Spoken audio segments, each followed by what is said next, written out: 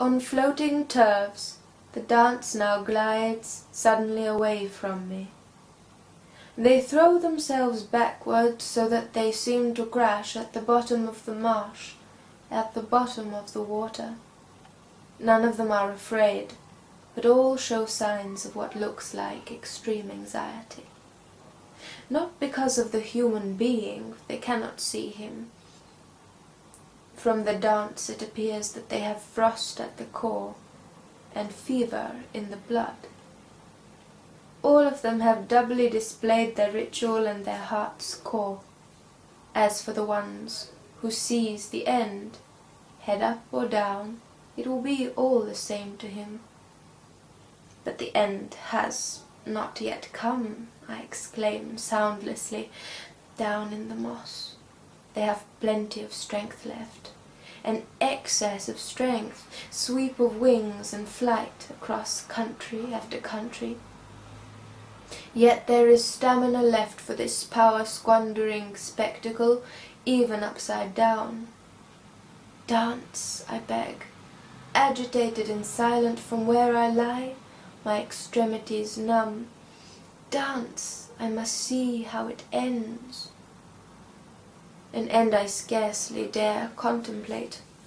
Within my numb exterior there is turmoil almost in step with the dance of the cranes. The dance has taken possession of me. I am unable to see the puddles like eyes in the marsh, but I know how indifferently they blink. My own eyes burn. This is torture as well as excitement, torture to hold out without stirring. So one throws oneself as best one can into a muffled echo of the crane's frenzy. If only one could share their movement in shrieking, shriek with the shrieking birds about what one wishes to know. I dare not. They would be gone before I was halfway to my knees. Dance, I beg them, because I seem to have been able to echo their fever, so that it feels as if I am shouting my message aloud when the birds shriek theirs. There is no sound, really. If I were to try to imitate the shriek of the cranes, the huge birds would stand as if turned to stone and then disappear into the clouds. The sky would darken with mighty wings in broad daylight. Perhaps they would never come back.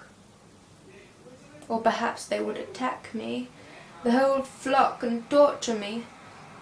There are so many of them, they have the strength to do it. Oh no, not that.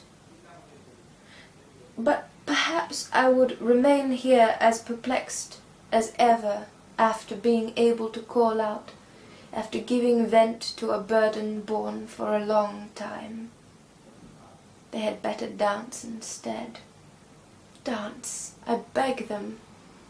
They are not the only ones who are liberating themselves from their burdens. It is of equal concern to me.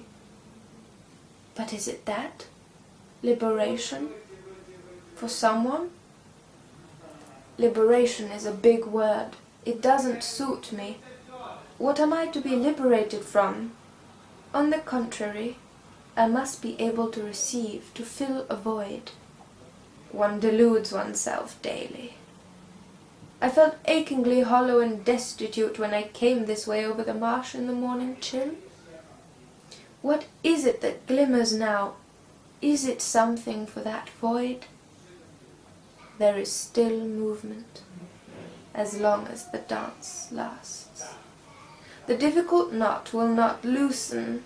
It has not been torn apart by the pressure. That is not why the cranes are dancing in any case. They are not dancing it away, they are showing it to one another.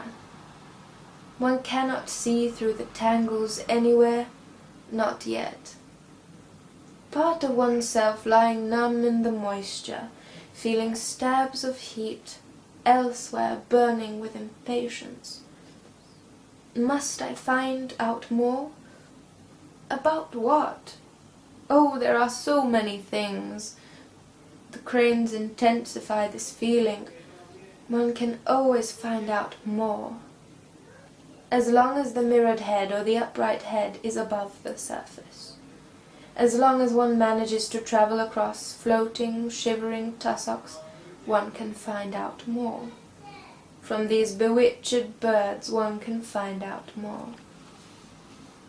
If only one could give them a message about this, telling them to dance more and to dance differently, very differently.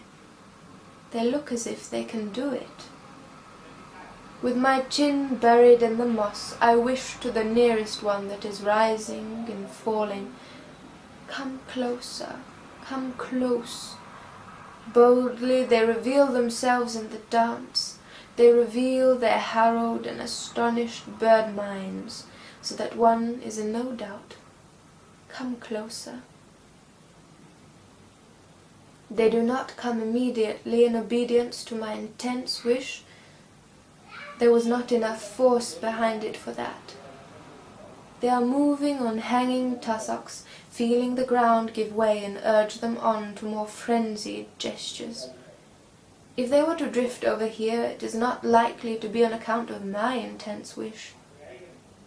But a stream of wishes is directed at them from the boy with his face half buried in the marsh. The sight of them makes one confused.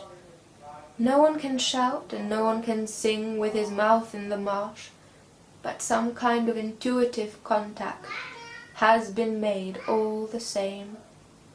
They come closer. The nearest one is not so very far away. Several of them have paused, their heads lifted high on their long necks, looking inquiringly about them. Sharp-eyed as they are, they must have noticed the object in the moss again. Does he no longer startle them? He can well believe it might be so. Are they coming here? No, they are turning away. Nothing to bother about. On their wild, joyous day, they are still possessed by the dance. But the nearest one seems curious all the same. It intends to come this way, stepping tentatively on the thin tussocks. It moves gradually in this direction, its head lifted high. Another one notices this and follows cautiously and a little anxiously. All the others resume the dance. Some of them have not even paused. Only these two are still looking this way. Shall I call to it? No, it would be gone at once.